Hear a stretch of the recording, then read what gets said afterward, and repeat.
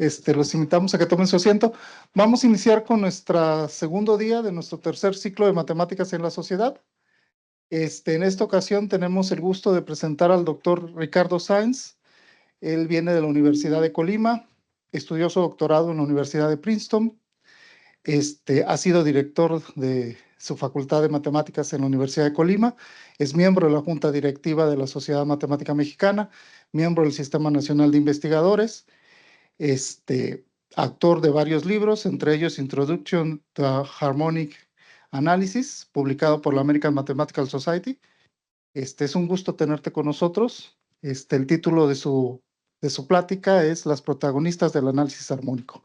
Bienvenido, Ricardo. Gracias por invitarme. Muchas gracias, Luis. La verdad estoy muy contento de estar aquí en la universidad. Aquí hace casi 30 años no, tengo que corregir, más de 30 años estuve por aquí, recién graduado de la preparatoria. Ya tenía como 20 años que no venía a Ciudad Juárez, así que me da gusto regresar a Ciudad Juárez y de visita. Nada más para empezar, me equivoqué en la fecha y puse 30 de septiembre en lugar de 23, no sé por qué, pero a la hora de preparar. Así que técnicamente van a ver una plática del futuro, ¿no? Porque esta plática es de la próxima semana, pero bueno, en fin. Bueno, hoy les voy a hablar de análisis armónico, algo así muy, digamos, fundamental. Le quise poner las protagonistas, pero no. De hecho, ya que terminé la práctica, ya no estoy seguro. Ustedes ya pueden decidir quiénes de todas las cosas que vamos a ver en la plática van a ser las protagonistas, ¿no? O sea, yo estaba pensando en algo en particular, pero luego veo que de eso casi no voy a hablar, pero bueno, en fin. Pero bueno, ahí ustedes consideran que creen que es la parte principal del análisis armónico. El análisis armónico, ahorita les voy a decir qué es, pero yo creo que ustedes tienen alguna idea de lo que es el análisis matemático. ¿A qué les suena análisis matemático? A ver, alguno de los estudiantes. ¿Quiénes han tomado ya clases de análisis? Sucesiones. ¿Y qué hacemos con las sucesiones? Convergencia, o sea, hablamos de límites, ¿no? ¿Alguien más? ¿Algo más les suena? De hecho, en particular, las sucesiones, ¿de dónde vienen? O sea, sí, o sea, no estudiamos cualquier sucesión, sino estudiamos las sucesiones que vienen de series infinitas. Y las series, pues básicamente estamos dividiendo en pedacitos y luego las sumamos al final todos esos pedacitos. Eso es análisis. Entonces voy a hablarles básicamente de cómo utilizamos el análisis para estudiar lo armónico, que ahorita les voy a decir. Es como cuando se van a hacer un análisis químico, ¿no? En un análisis químico, pues, ¿qué hacen? Les sacan sangre para ver qué tiene la sangre. Pero afortunadamente no nos tienen que sacar toda la sangre para ver qué hay. Nomás sacan un poquito, ¿no? Entonces, básicamente, eso es el análisis matemático, ¿no? Estudiamos las cosas de poquito en poquito. Pero bueno, y justo así empieza la historia. Voy a empezar con quien realmente inició de manera sistemática este estudio. Y fue Fourier a finales del siglo XVIII, principios del siglo XIX. Que estudió de manera sistemática el calor. Entonces, imagínense que tenemos aquí una papa asándose y ustedes la ponen en el asador, ¿no? ¿Y qué es lo que va a pasar con la papa? O una carne, o que hay ahí unas cebollitas, zanahorias. ¿Qué es lo que le ocurre? Se va a cocinar, pero ¿por qué se cocina? Porque se calienta, exacto, ¿no? Entonces, lo que sucede es que el calor del carbón, pues se va a transmitir aquí a la papa. Y si la dejamos mucho tiempo, ¿qué pasa?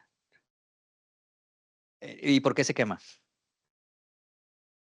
Porque se está calentando cada vez más y más y más. Ahora, imagínense que el calor así es el ideal, de tal manera que si la dejan mucho tiempo no se quema, pero está la temperatura, digamos, ideal. Pero aún así, ¿qué podemos observar? O sea, podemos observar que si la dejamos mucho tiempo, ya la temperatura no cambia. O sea, se mantiene en un equilibrio. Desafortunadamente, ese equilibrio está ya cuando está demasiado caliente y se nos quema, ¿no? O sea, es increíblemente difícil atinarle a la temperatura del carbón exacta para que no se nos queme, pero idealmente hay un equilibrio. Entonces, la temperatura deja de cambiar. Claro, si esperamos que esté más caliente de aquí abajo que de aquí arriba, pero al menos con respecto al tiempo, en cada punto la temperatura no cambia. Entonces decimos que está en equilibrio. ¿Ok? Entonces ahora imagínense ustedes en el siglo XVIII y la gente pues, no sabía cómo modelar eso matemáticamente y Fourier fue de los primeros que estudió el color de esta manera, o sea, en su libro que publicó luego, ¿para dónde lo tengo que apuntar? Para acá, ¿verdad? Eh, teoría analítica de la calor, así dicen los franceses, ¿no? Dicen de la calor. Así que cuando alguien diga la calor, es que habla como francés, ¿no?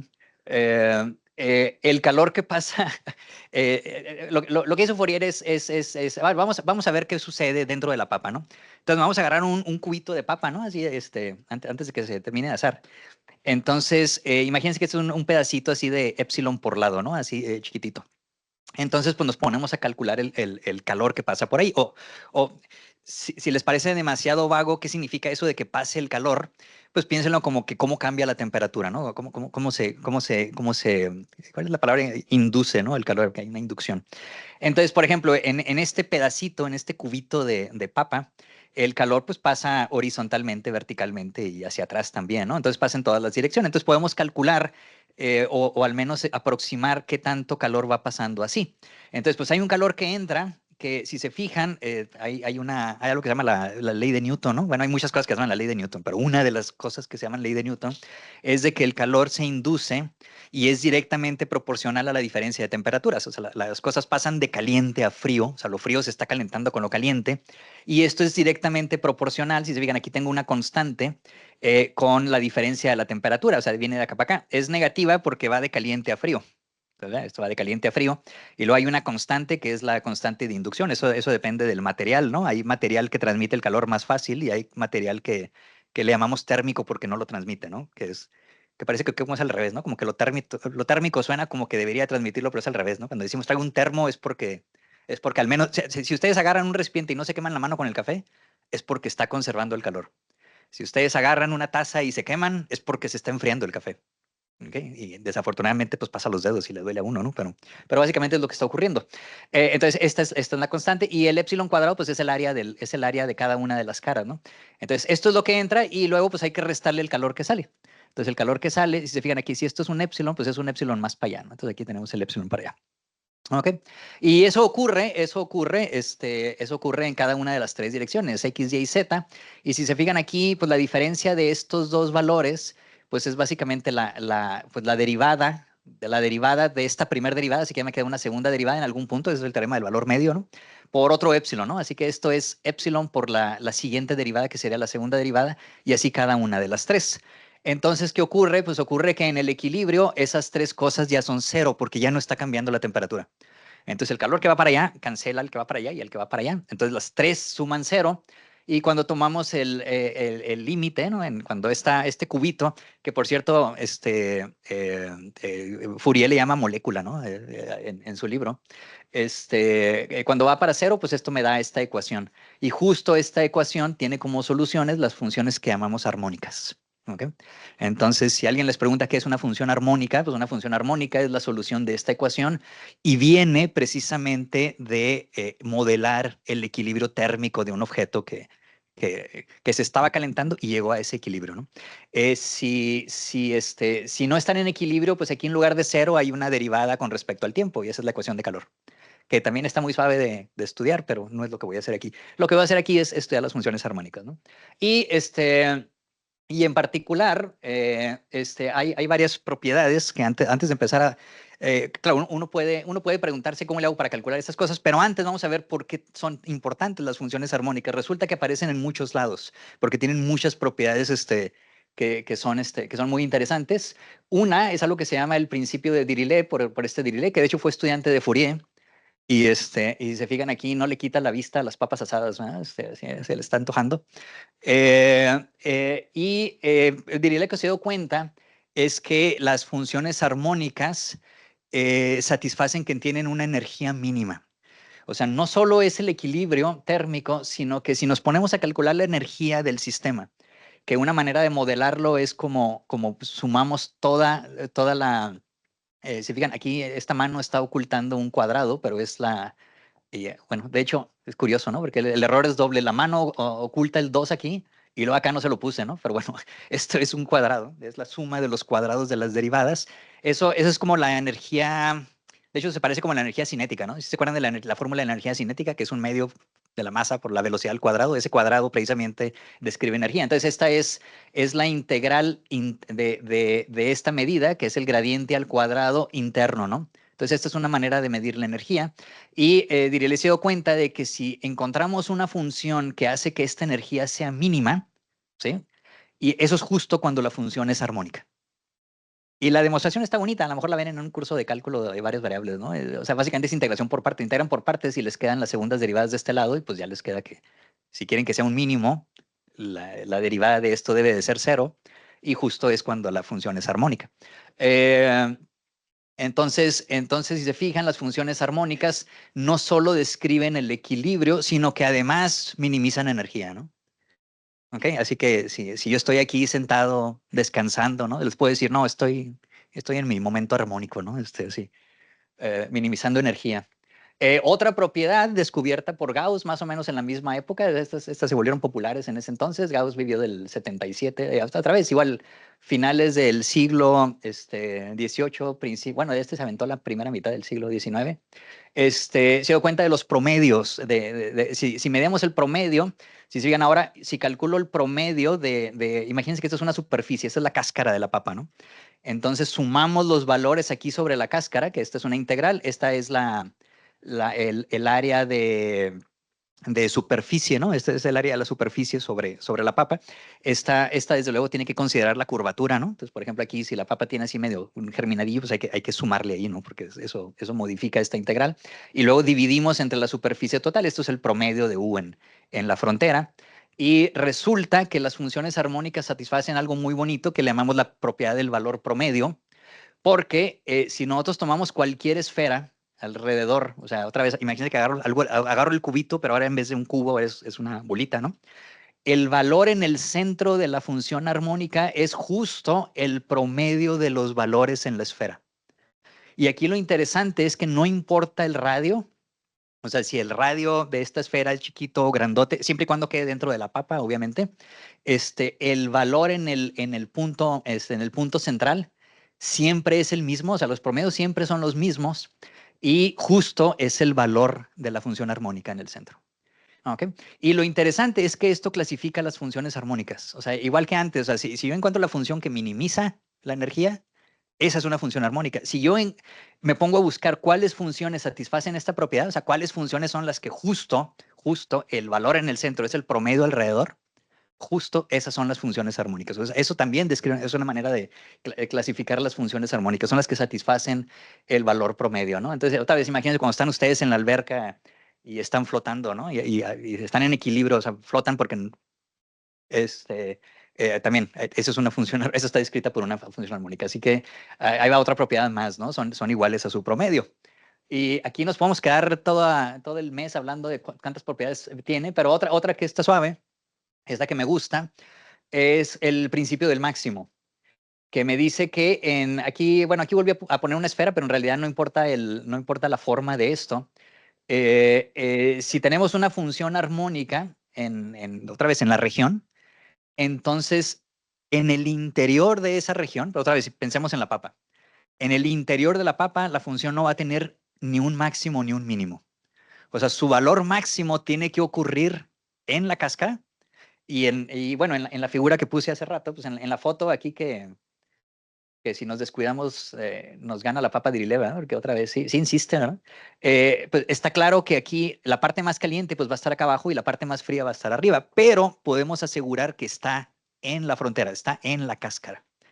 ¿Okay? Entonces las funciones armónicas es otra propiedad que satisfacen las funciones armónicas,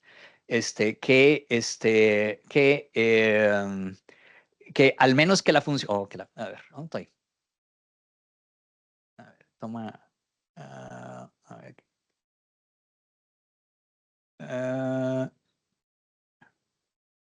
Ya le piqué 3 veces, ahorita va a brincarse 3, ¿no? A ver, aquí. Que no se mueva. Entonces, al menos que sea una constante, dentro, en el interior no va a haber, no puede tomarlo, puede tomar el máximo, el mínimo, lo puede tomar en la frontera, pero no en el interior. Y de hecho la razón es porque en un punto, por ejemplo, aquí no podría tomar el máximo porque acuérdense que en este punto pues es igual a su promedio. Entonces, pues el promedio no puede ser valor que todos los, o sea, otra vez, si este fuera más grande que todos estos, pues entonces no cumpliría que sería su promedio, porque el promedio de ciertos valores pues no puede ser más grande que todos los valores, ni puede ser más chico, ¿no? Entonces, de hecho, esta es una consecuencia del teorema del valor promedio. Lo que sí es cierto aquí es que pues eso no clasifica las funciones armónicas, ¿no? Es muy fácil encontrar funciones que nomás agarren una que crece de un lado a otro y no necesariamente va a ser armónica, ¿no? Entonces, esta sí no clasifica las funciones armónicas, pero sí es cierto que las funciones armónicas satisfacen esto, el teorema del valor promedio, ¿no? Entonces, las funciones armónicas describen el equilibrio, minimizan energía, son iguales a su promedio alrededor, no toman ni máximos ni mínimos, están así completamente olvidados de la realidad, ¿no? Así como estos cuates que últimamente son muy populares, ¿no? De hecho, justo ayer en la prensa, en el periódico que sigo, salió un artículo, ¿por qué son tan populares los capibaras, no? Yo ya había puesto esta foto desde antes, ¿no? Así que, pero sí me hizo curioso que ahorita, sí, está en un armónico así, o sea, hasta esa naranja, ¿no? O sea, tiene, sí, o sea, en fin. Pero básicamente es eso, las funciones armónicas describen, son las matemáticas de lo cool, ¿no? O sea, si hay matemáticos que estudiamos lo cool, somos los que hacemos análisis armónico, porque justo es lo que describen las funciones armónicas. Pero bueno, lo interesante, ¿verdad? Donde la puerca tuerce el rabo es cuando las queremos calcular. O sea, ahí sí, o sea, cómo se ven las soluciones a la ecuación. A esa ecuación le llamamos la ecuación de Laplace. Ya Laplace la había estudiado antes de toda la gente que les dije. Y pues básicamente el problema, que de hecho se llama problema de Dirichlet porque así le puso Riemann, ¿no? Riemann fue estudiante de Dirichlet. Y así en honor a Dirichlet le puso así, ¿no? Pero en realidad el primero en estudiar este problema fue Riemann. La pregunta es la siguiente. Imagínense que otra vez yo tengo mi papa y yo puedo medir la temperatura de la cáscara de la papa, que pues tiene sentido porque es lo que puedo ver. Yo no puedo ver el interior, pero puedo ver el exterior de la papa, ¿no? Entonces ahí puedo yo medir la temperatura. Entonces yo tengo una función sobre la frontera. O sea, tengo una función sobre la frontera de nuestra región y entonces quiero encontrar una función tanto en el interior como en la frontera, tal que en el interior sea armónica, o sea, satisfaga esta ecuación en el interior de mi región y que en la frontera sea igual a la función que me dieron, ¿no? Entonces a esto le llamamos problema de Dirichlet. Y otra vez, como les digo, así le puso Riemann. Y la solución a este problema, que de hecho se conoce desde el siglo XIX, que se le llama integrales de Poisson. Y básicamente la idea es de que la solución se puede ver como una integral así. O sea, resulta que existe, o al menos eso queremos saber, es una especie como de mantra, ¿no? En análisis, de que existe una función aquí que le llamamos núcleo de Poisson. Poisson fue de los primeros que estudió estas cosas, tal que si se fijan, los valores de la función armónica son un promedio de la función que ya me dieron. Acuérdense que esta es la función que me dieron en la frontera, ¿no? Y si se fijan, estoy tomando la integral sobre la frontera, o sea, estos y están sobre la frontera, y tienen un peso. El peso es precisamente este núcleo de Poisson. Por ejemplo, si estamos justo en el centro, ¿sí? O sea, si omega es una esfera y X es el centro de la esfera, pues es una constante, ¿no? Porque otra vez, acuérdense que el promedio me tiene que dar el valor en el medio. Entonces aquí el núcleo de Poisson en el centro, pues es básicamente uno entre la superficie total. Entonces es el promedio, ¿no? Y en general, pues es una función que también me da un cierto promedio, pero el promedio está pesado, pues depende de dónde está X en el interior de omega, ¿no? Y les digo que esta es una especie así como de mantra, porque, o sea, creemos que existe, bueno, podemos demostrar que existe utilizando análisis funcionales y medio abstracto, ¿no? Y cosas así, pero calcularlo, pues otra vez, como todo en matemáticas, ¿no? Calcularlo es imposible. Y entonces por eso los matemáticos demostramos teoremas, ¿no? Demostramos teoremas sobre lo que no podemos calcular. Pero en el caso del núcleo de Poisson, a veces sí se puede, ¿no? Pero un ejemplo donde sí se puede imagínense que tengo mi región. Esta es una región parecida a la que estudió Fourier originalmente. Es una región infinita, va para arriba, y yo le estoy poniendo infinito también acá, porque luego Fourier lo cortó aquí en dos pedazos, ¿no? Pues lo puso sobre un intervalo, pero yo estoy poniéndolo en todo el semiplano. Entonces imagínense que agarro yo el semiplano superior. O sea, esos son todos los puntos X y tradicionalmente se pone T para la coordenada Y, ¿no? En lugar de Y, porque utilizamos la Y para los números reales. Pero imagínense que tengo tengo los puntos xt, o sea, t aquí es 0, es mayor que 0, perdón. Y en este caso, este núcleo de Poisson se ve como una traslación de esta función, que también le llamamos núcleo de Poisson, que dice, fijan, pues es de la forma t entre x cuadrada más t cuadrada. Esa de hecho aparece en varios lugares, no nada más aparece en la solución de funciones armónicas, aparece también en probabilidad, aparece en otras instancias, que pues de hecho implícitamente también involucran funciones armónicas, desde luego. Y entonces la integral de Poisson para el semiplano pues se ve así. Y no es muy difícil ver que esto sí es una función armónica, o sea, nomás es cuestión de calcular las derivadas aquí en x y pues son las de esta función. Y toda esta integral es muy bonita porque si se fijan, como esto decrece, primero en 0 pues nada más es 1 sobre t, acuérdense que t es positivo, ¿no? Entonces no tiene ninguna singularidad y decrece como 1 entre x cuadrada, así que es una función integrable, así que aquí no me tengo que preocupar absolutamente de nada. Si la función es una función bonita, entonces esta integral de Poisson no solo resuelve la ecuación de Laplace, sino que uno puede verificar que el límite, o sea, cuando los xt se acercan a un punto en la frontera, o sea, cuando el xt va a x0,0, entonces esta función uxt, que es la integral de Poisson, ¿no?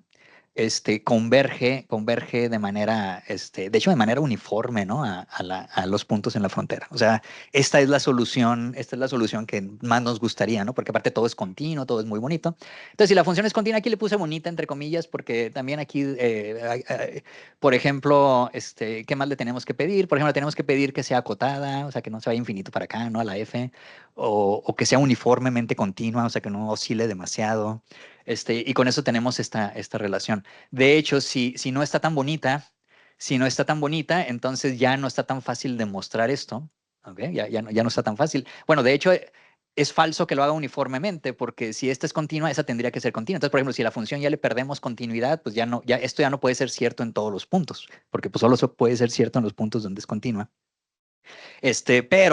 Pero para eso, durante todo el siglo XIX, la gente estuvo lidiando con intercambiar límites en las integrales. Por ejemplo, hubo que inventar una integral nueva, ¿ok?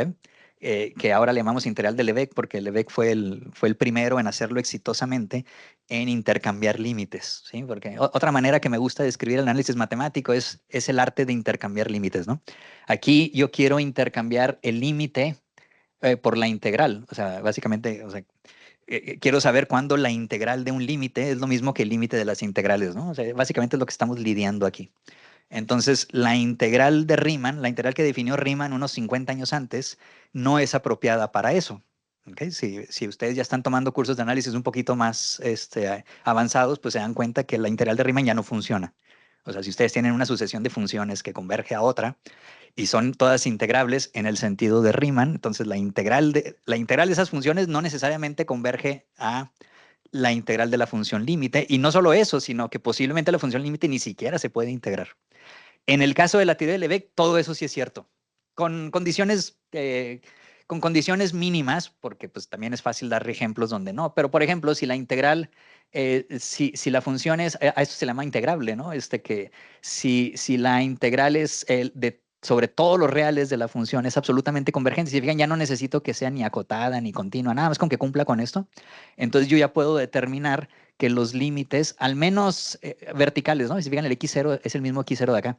O sea, si acá calculo el límite así vertical, entonces estos ya convergen. Aquí faltó la última línea, que ya salió aquí oculta, pero esto ocurre para casi todo x. Entonces la expresión para casi todo x suena como que casi le atinamos, pero en realidad en matemáticas o en probabilidad casi todo significa que donde no ocurre son muy poquitos puntos, ¿no? Y eso lo decimos como que tiene medida cero.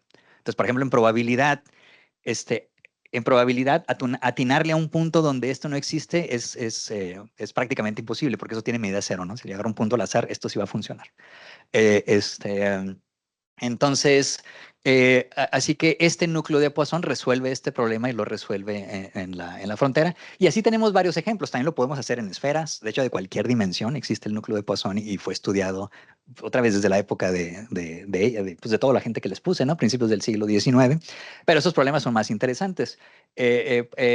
Donde tenemos un problema bonito, ¿okay? Entonces, imagínense, ya tenemos que este núcleo de Poisson resuelve esto, ¿no? O sea, me dan esta función y tenemos la función armónica interna y en los límites en la frontera, pues bajo condiciones técnicas, pero que son sensatas, ¿no?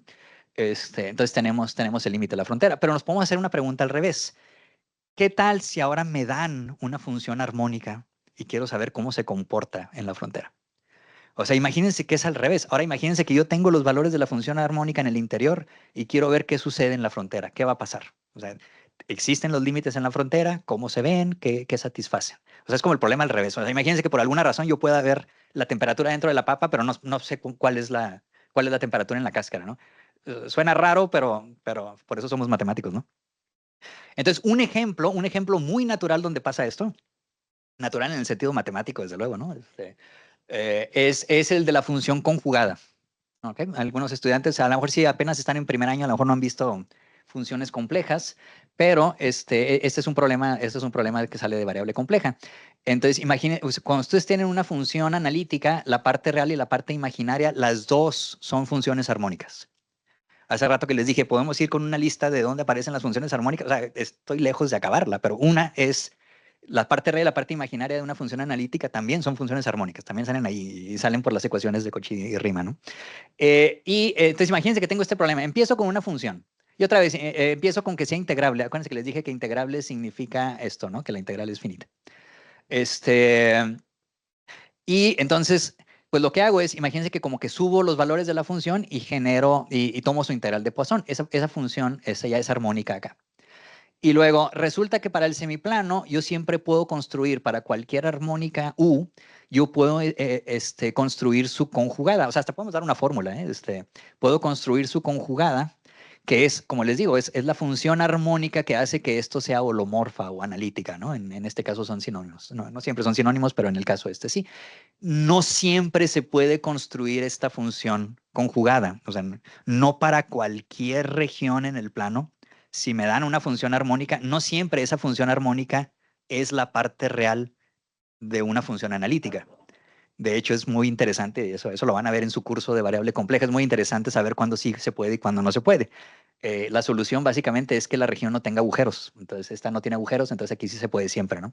Entonces, o sea, fíjense cómo empecé otra vez. Empecé de la F y lo me fui para adentro, en este caso hacia arriba, obtuve por medio de su integral de Poisson, así que esta es armónica, tomo la conjugada y luego aquí otra vez quedó oculto la tercera parte, pero la tercera parte es, ahora agarro esta conjugada y la mando para el piso. Entonces, ahora me fijo cómo se ven los límites en la frontera, pero de la función conjugada. ¿Sí se fijan? Entonces, otra vez, este es un problema obviamente importante en variable compleja. Este problema salió de variable compleja. Así que, pues, ¿cómo se ve? Y resulta que sí podemos calcular cómo se ve. Y a esto se le llama transformada de Hilbert. Hilbert no fue el primero que la estudió, pero fue el primero que sacó algunos resultados. Y resulta que, acuérdense, ¿quién es la F? La F es esta función de acá. La subimos, tomamos la conjugada y intentamos bajarla. Y si esa cosa existe, entonces se ve como este límite, ¿no? Si se fijan aquí, puse explícitamente el límite porque esta integral es una integral impropia. O sea, aquí tengo que calcular el límite de las dos integrales, ¿no? De epsilon a infinito y de menos infinito a menos epsilon, ¿no? Que lo vemos así. Y si se fijan, sí se parece a la de Poisson porque tenemos aquí la traslación de las X y tenemos aquí este núcleo. Pero así como en el meme, ¿no? Que dicen, ¿qué es eso? Aquí tenemos esa expresión para la transformada de Hilbert. ¿Y cuál es el problema? El problema es que, fíjense, la diferencia con el núcleo de Poisson, mientras que el núcleo de Poisson es una función bastante agradable, ¿no? O sea, aquí esta la podemos integrar, es continua, etcétera, etcétera. El núcleo de la transformada de Hilbert tiene ahí un 1 sobre y que no la podemos integrar. O sea, la integral de esta no es finita. Tiene singularidades. Y no solo tiene la singularidad de cero, o sea, cuando va a cero va a infinito, que ese no sería problema si la integral convergiera, pero no, o sea, la integral en cero no converge. Si ustedes intentan calcular la integral, digamos, de 0 a 1 de eso no converge, pero tampoco converge en infinito, o sea, la integral de 1 a infinito también. O sea, esta es así como que la peor de todas, ¿no? Diría Sor Juana, ¿no? O sea, esta es nuestra Sor Juana para los analistas, porque tiene esa doble singularidad. Entonces, ¿qué hacemos con esta cosa? Ahora, el límite en realidad sí existe si la función f es muy, muy regular. O sea, si la función no solo es continua, sino es diferenciable. Y de hecho aquí esta c significa que es cero, o sea, que está su soporte o la parte donde no es cero está en un intervalo, ¿no? Entonces, o sea, hacia infinito ya simplemente es cero. O sea, imagínense que se ve como cortada, ¿no? Entonces, si esa función es así extremadamente bonita, entonces como la función de y es impar, lo de la derecha y lo de la izquierda que se está yendo a infinito se cancela y el límite resulta que sí existe. O sea, si tengo una función f muy, muy, muy regular, o sea, si se fijan aquí le estoy pidiendo que sea infinitamente diferenciable, etcétera, que no es problema porque estas son densas en el espacio de las funciones integrables. O sea, si esto estuviera bien definido, no hay problema. Entonces, allí sí puedo calcular esto. O sea, este límite tampoco es tan escandaloso, ¿no? No es tan patológico. Para funciones muy bonitas, esto funciona. Pero, el problema es que el resultado no me da una función integrable. O sea, aun cuando la f sea integrable, aun cuando sea una de estas, de hecho les puedo dar un ejemplo. Si la función, imagínense, este es un ejemplo de una función de esas bonitas, ¿no? Imagínense que viene por acá, es cero en todos lados, y luego justo antes de llegar a cero sube y sube suavemente, y luego es 1 aquí, o al menos, o más o menos 1 entre 0 y 1, y la otra vez baja suavemente, ¿no? Aquí pues sí me tembló, o sea, cuando estaba dibujando me tembló tanto como estoy ahorita, ¿no? Así que, pero imagínense que baja suavemente, o sea, esta es una función suave, infinitamente. Y luego aparte, si se fijan, es 0 fuera de este intervalo, ¿no? Pero aquí, pues si se fijan, como estoy integrando entre 0 y 1, el 1, pues nomás pongo el 1 acá y pues me sale que esta al menos es mayor que 1 entre x, por el pi s, ¿no? Pero entonces esa función ya no es integrable, o sea, esto ya su integral es infinita.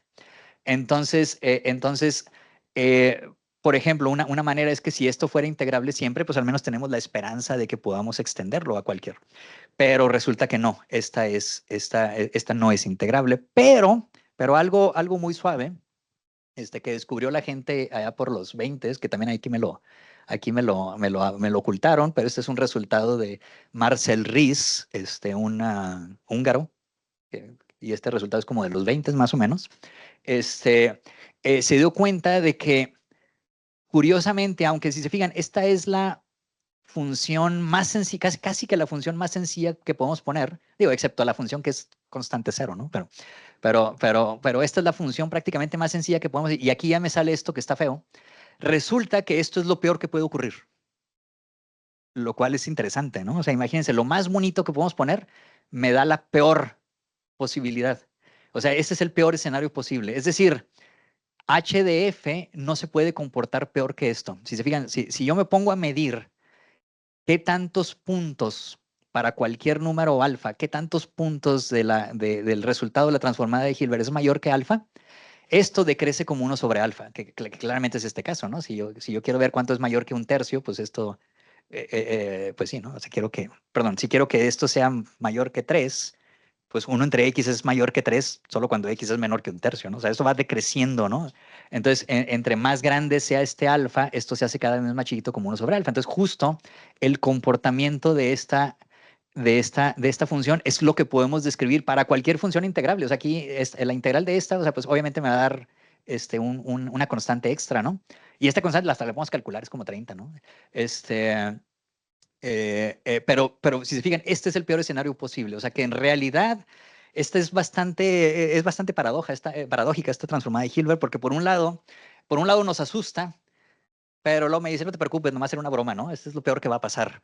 Y esto resulta ser bastante útil. O sea, este resultado resulta ser bastante útil sobre todo en aplicaciones. O sea, la transformada de Hilbert aparece no nada más en el estudio de variable compleja, sino una colega amiga en Colima que se dedica a vulcanología, es vulcanóloga, y un día se acercó para preguntarme cosas de la transformada de Hilbert, porque resulta que aparecieron ahí a la hora de medir ondas, ¿no? Y porque resulta que la transformada de Hilbert aparece natural cuando estamos midiendo ondas, y las ondas las estamos midiendo en planos, ¿no? O sea, algo así como, imagínense que agarran la onda y la van midiendo por rebanadas. Cada una de las rebanadas no está tan bonita, pero me parece la transformada de Hilbert, o sea, tampoco está tan fea, ¿no? Entonces, este tipo de resultados resultan ser muy útiles para la gente que estudia ondas también. Y otra vez, aquí quedó oculto, pero dice que esto es de Marcel Ries.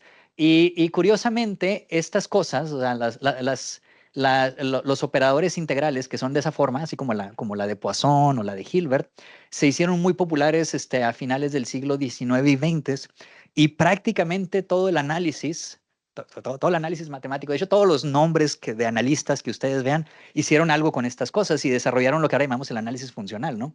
Que básicamente es el estudio de estas cosas. Entonces, los nombres que yo creo que reconocen algunos, ¿no? Volterra, Archela, Scully, Hilbert, que lo mencioné. Riis, Riis no es el mismo Riis del otro, este es el otro, es el hermano. Eran dos hermanos, porque para acabarla hay dos hermanos, ¿no? Si ustedes buscan, hay varios artículos que sus autores son Riis, ¿no? Porque están los dos, ¿no? Este es Friedrich y el otro era Marcel.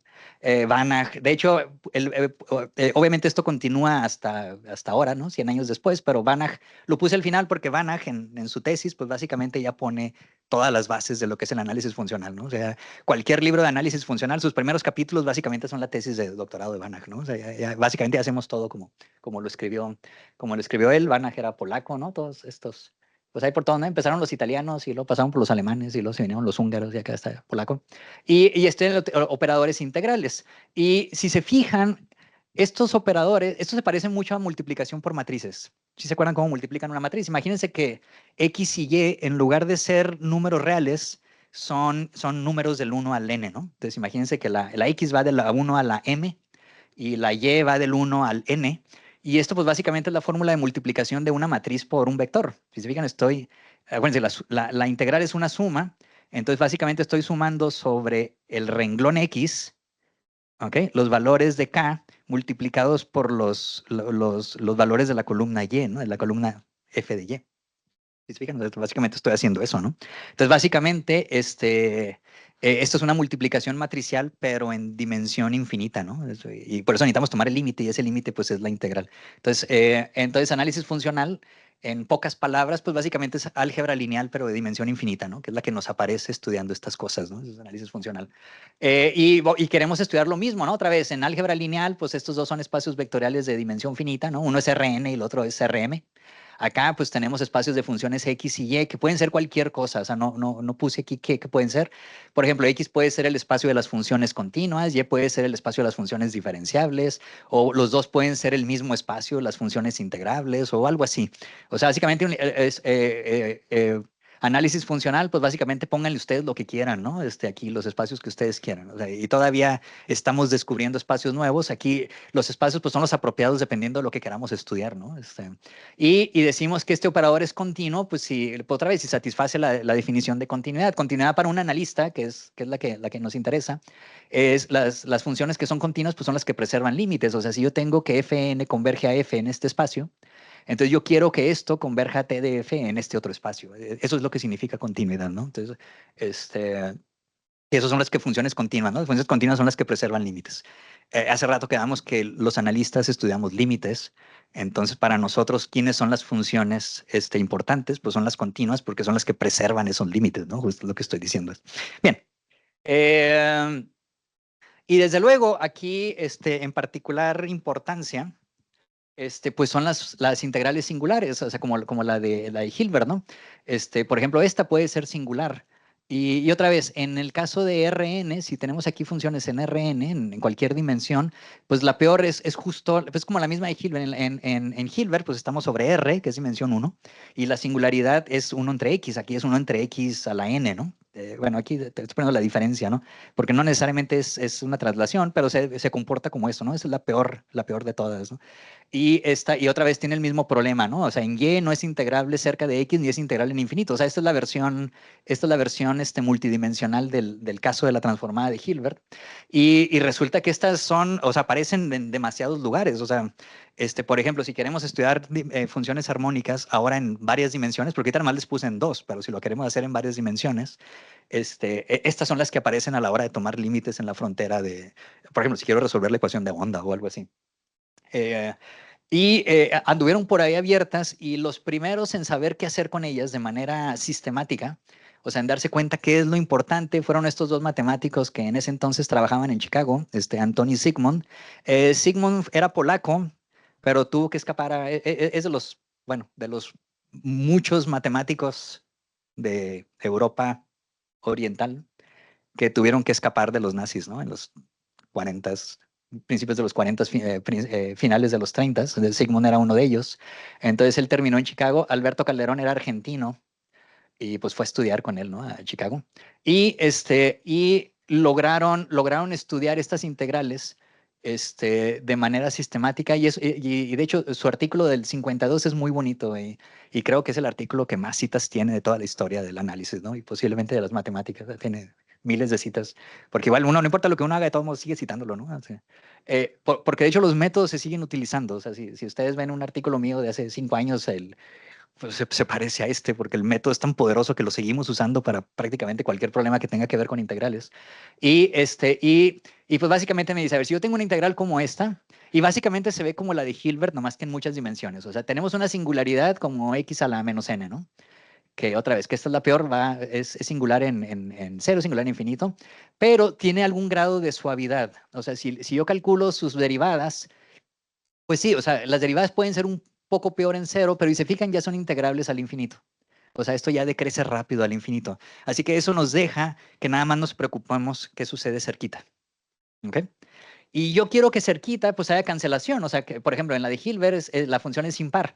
Entonces si yo calculo cerquita de cero y cerquita de, o sea, cerquita de cero por un lado y por otro, en, en- en intervalos simétricos, pues la integral me va a dar cero. Entonces esto ocurre con una función impar. Entonces ahora yo lo hago, pero lo hago en cáscaras, ¿no? O sea, si en las cáscaras radiales la integral me da cero, eso satisface que tengo una cancelación. Entonces si se cumplen estas cosas, entonces, si se fijan, tenemos exactamente el mismo resultado que el de Riesz en la transformada de Hilbert. O sea, esta función, sí, puede que no sea integrable aun cuando la f sea integrable, pero tenemos que el peor escenario posible es que la medida de los valores, ahora esta es la medida, o sea, el volumen, ¿no? Porque estamos en Rn, el volumen de los valores para los cuales esto es mayor que cualquier número alfa va decreciendo como 1 sobre alfa. ¿Ok? Y lo chido aquí alcanzó a borrarse, pero otra vez no funciona para integrable, pero si en lugar de integrable le cambio esto por una potencia p, por ejemplo 2, o sea, es que la integral de su cuadrado es finita o la integral de cualquier potencia mayor es finita, entonces la de esta también, ¿no? Ya no se alcanza a ver, pero al menos este es el resultado importante. Y los métodos y el método para demostrar es un método muy bonito porque lo que hacemos, o lo que hicieron ellos, y otra vez, cuando digo hacemos es porque lo seguimos haciendo, es que separamos esta integral en pedacitos y cada uno de esos pedacitos aprovecha todo. O sea, podemos hacerlo porque tenemos esta cancelación, o sea, esos pedacitos, y luego podemos aproximar uno a otro pedacito porque tenemos esta suavidad y etcétera, etcétera, ¿no? Entonces todo eso se acomoda perfectamente, ¿no? O sea, ese es uno de los artículos, no solo más citados, sino de los más bonitos, ¿no? Si quieren empezar a leer un artículo clásico y no quieren leer a Euler, que Euler también escribía de manera preciosa, este, estaba medio equivocado en muchas cosas, pero este artículo es uno de los artículos más bonitos. O sea, ese es el artículo que uno termina leyendo, ¿no? Si uno se dedica en el desarmónico, aun cuando ya hay un chorro de libros para esto. Y bueno, pues ya nomás para terminar, pues, ¿qué es lo que hace uno ahora, no? Nosotros seguimos estudiando integrales singulares. Eh, y pues uno se empieza a preguntar varias cosas, ¿no? Por ejemplo, ¿qué tal si la singularidad es mala, no al infinito, pero en cero? Por ejemplo, si yo tengo la función 1 entre y a más algo, o sea, eso sería más grande que 1, ¿no? Entonces, sí, no es singular al infinito, así que por el infinito no nos preocupamos, pero nos tenemos que preocupar por cero. Y el problema es que aquí sí no converge, o sea, aquí, o sea, por ejemplo, si no hago nada, o sea, si nada más agarro esta integral sobre esta, eso no me sirve absolutamente de nada. ¿Ok?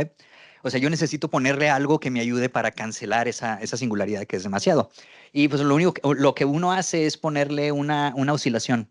Por ejemplo, si yo multiplico todo por una función seno o coseno o una exponencial, si quieren, que se vaya también a infinito suficientemente rápido, entonces la gente desde los 50, y en eso andamos, si yo le pongo una potencia suficientemente alta aquí, eso hace que esta integral sea continua en cierto espacio. ¿Ok? Y esto básicamente se estudia entre los 50 y cuando digo en eso andamos es porque hace poquito acabamos de trabajar en un resultado, una colega y yo. Este, bueno, este es un ejemplo. Y estas oscilaciones pues aparecen cuando estamos estudiando ondas o algo así. Otro ejemplo es qué tal si ahora la singularidad no es en un punto como en la transformada de Hilbert, sino la singularidad es en una curva. Entonces, imagínense, ahora la que es singular no es un puntito como en Hilbert, así como aquí, ¿no? Que nada más en y igual a cero, sino que toda la parábola es la que me da problema, ¿no? Entonces, imagínense que ahora tengo una función de dos variables y se fijan, la singularidad 1 sobre t sigue a la parábola, ¿no? ¿Ok? Esta se empezó a estudiar en los 60s, Y estas integrales sobre curvas, o sea, que tienen singularidad, no, sino aparecen, por ejemplo, o sea, se empezaron a estudiar en los 60 porque fue más o menos la época en que la radiología empezó a ser, empezar útil. Ustedes saben cómo funciona una resonancia magnética. ¿Alguno de ustedes ha tenido una resonancia? Yo he tenido una, ¿no? Y esta es la que lo meten a uno una cosota, y esa cosota le toma a uno fotografías, pero de todos los posibles ángulos posibles, ¿no? Entonces, lo que hace esa maquinota es toma como si fuera un rayos X, pero distinta, y toma una foto en los diferentes ángulos. Entonces, imagínense que tengo un rayos X, pero en todas las posibles direcciones. Entonces, ¿qué es lo que ustedes ven? Ustedes ven una imagen que tiene pues otra vez, está oscura en ciertos puntos y clara en otros, y luego hay que pegar todas esas imágenes de nuevo. ¿Ok? Entonces, imagínense, tienen esos pedacitos y luego los pegan. ¿Cómo los pegan? Pues hay que poner una integral. ¿Y cómo se ve la integral? Es como esta. ¿Ok? O sea, básicamente. Entonces a eso se le llama una transformada de radón. Pero pues obviamente nos aparecen en singularidad. Entonces puede aparecer una singularidad, pero justo en una de esos vectores, ¿no? O sea, y curiosamente pues son los que queremos estudiar porque pues es ahí donde va a aparecer un objeto ahí que no queremos, ¿no? Entonces, bueno, entonces estas aparecieron en los 60 precisamente a partir de la transformada de radón y otra vez seguimos estudiando. Y aquí lo interesante es que no tenemos idea qué tan difícil, y digo no tenemos porque es un problema abierto, qué tan más difícil que la transformada de Hilbert. O sea, esta le llaman transformada de Hilbert sobre la parábola, ¿no? Entonces, por ejemplo, aquí podemos demostrar que esta sí tiene continuidad por ejemplo, en potencias mayores que 1, pero, por ejemplo, no sabemos si la propiedad de Riesz, esta de que si conforme se va haciendo más grande, la medida va decreciendo, esto es un problema abierto si este operador lo satisface. O sea, otra vez, ya nada más con agregarle una variable más, ya no sabemos qué hacer y es un problema abierto desde hace, iba a decir 50, pero ya estamos en los 20, así que ya tengo que empezar a decir 60 años, ¿no? Es lo que va pasando con el tiempo, tengo que ir agregando la década, ¿no? Cada vez. Y bueno, también, o sea, las funciones armónicas no aparecen nada más en el plano o en el espacio euclidiano, o sea, pueden aparecer en variedades, ¿no? O sea, porque, por ejemplo, el objeto en el que podemos estudiar podría tener una curvatura, eso es importante para los físicos, ¿no? Que estudian equilibrios, pero ahora, pues otra vez en el espacio curvo, ¿no?